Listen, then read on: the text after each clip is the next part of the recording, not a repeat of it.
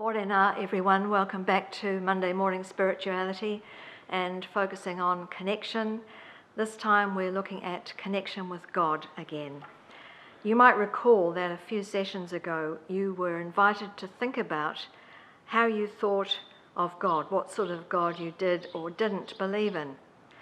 You may have decided that you didn't believe in the old white man with a beard in the sky sort of God. You mightn't believe in the angry parent sort of God who glares at us and punishes those with little power or status. And perhaps you don't believe in a God who's like a clockmaker, setting the world in motion and then watching from a distance, disconnected and disinterested. None of these ways of seeing God actually makes us want to connect with God. So it's no surprise that many have thrown out the idea of God, and some of them have thrown it out altogether. Other people have tried to explore who God might be, often through art or drawing or music. Now, earlier in Monday Morning Spirituality, we looked at a cartoon of a child and mother gazing at each other. I'm going to invite you to take a long, loving look to contemplate that cartoon again, and this time to ask yourself, what might this cartoon reveal about who God might be? What might this cartoon reveal about who God might be?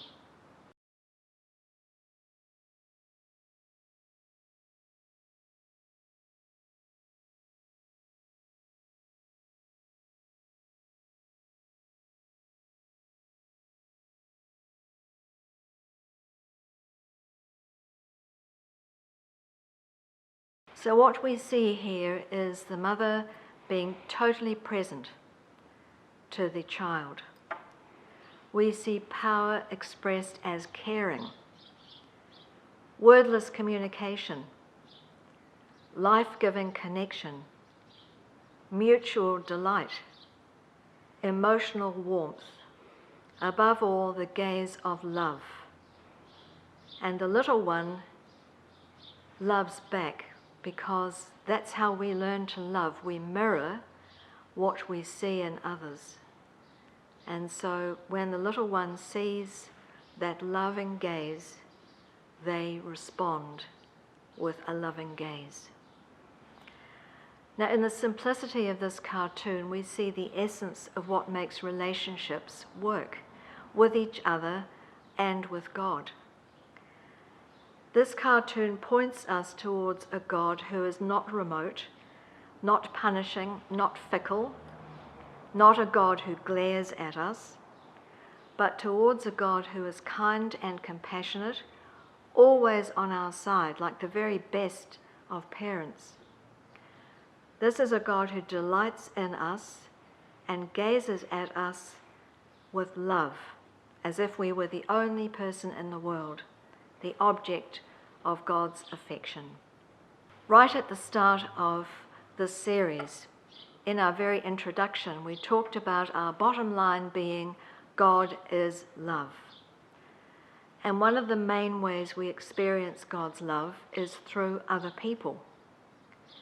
Saint Teresa of Avila taught that human beings, you and I, are voice and hands of God in the world. We'll look at this again later in our series, but in this coming week, look for God's presence in the voices and actions of those around you and in your own.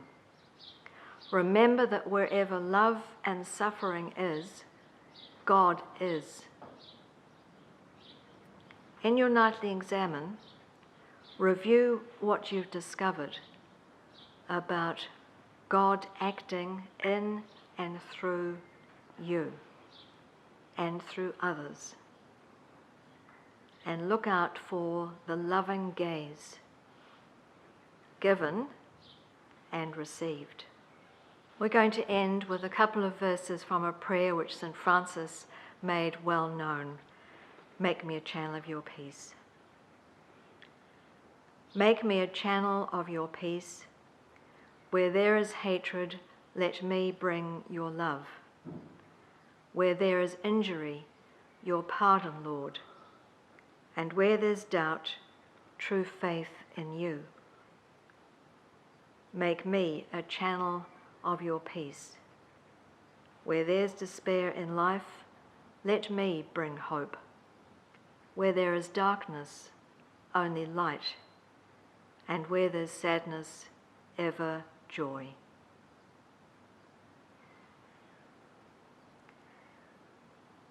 He te rahina. See you next Monday.